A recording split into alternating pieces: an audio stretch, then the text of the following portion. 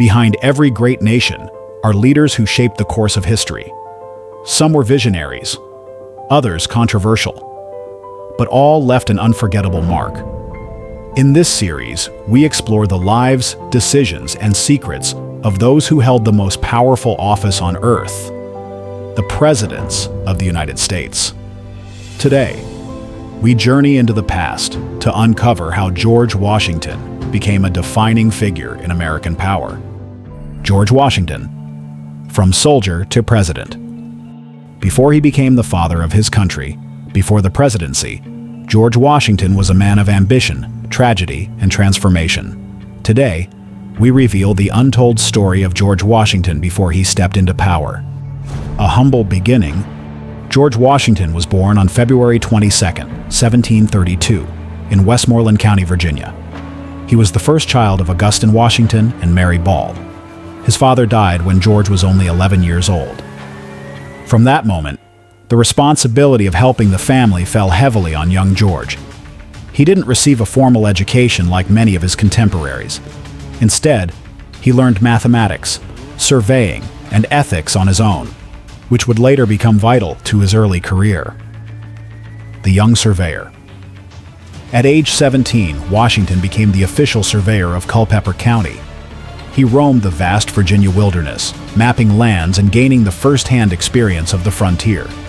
This job didn't just give him money, it gave him status and connections.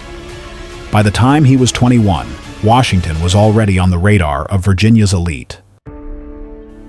First taste of war. In 1753, colonial tensions with the French were boiling over. Virginia's governor sent 21-year-old Washington on a dangerous mission to deliver a message to French forces in the Ohio Valley, warning them to leave British-claimed territory. The next year, he led a disastrous expedition at Fort Necessity, which ended in surrender. But far from ruining his reputation, the event catapulted Washington into the public eye. During the French and Indian War, Washington distinguished himself as a brave, but sometimes reckless leader. He survived multiple near-death experiences, earning the near-mythical aura that would follow him for life. Love, loss, and ambition.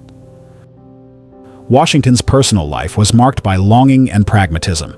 He was once infatuated with Sally Fairfax, the wife of his friend George William Fairfax. But his ambitions ultimately led him to marry Martha Custis, a wealthy widow with 2 children. The marriage was as much a social alliance as a romantic union.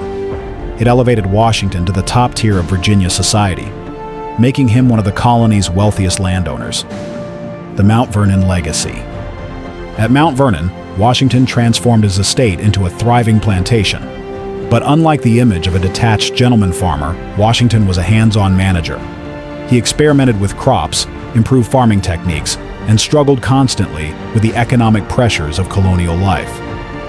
Yet, there's a darker side to this story. Washington inherited enslaved people through his marriage and expanded their number over time, benefiting from a system he would later wrestle with privately, but never publicly condemn. Entry into politics.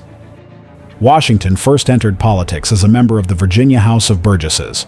He wasn't a natural orator. In fact, he was known for his reserved demeanor. But his reputation for honesty, discipline, and honor quickly earned him respect.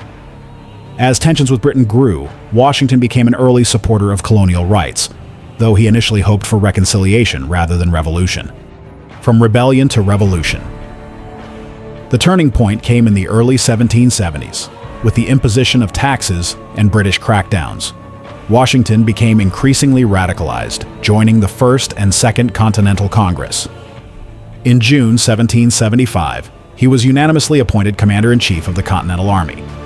He took command under a tree in Cambridge, Massachusetts, a moment that symbolized his transition from local Virginia hero to national figure. The war that shaped a leader. The Revolutionary War tested Washington in ways few could imagine. He faced constant defeat, a lack of resources, and soldiers on the brink of mutiny.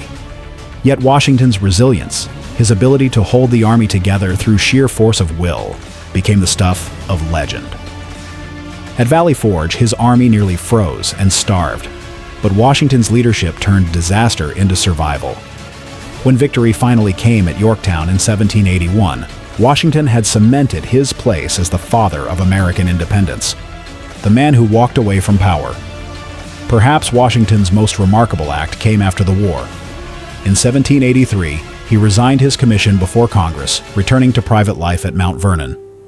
This stunned the world. In an age of kings and emperors, Washington voluntarily gave up power. It was an unprecedented move that earned him universal respect. Before he was president, George Washington was a soldier, a farmer, a statesman, and a man grappling with ambition and principle. Which moment of his early life surprises you the most? Let us know in the comments. And don't forget to subscribe, because in part 2, we'll dive into his turbulent presidency and the challenges that defined a nation.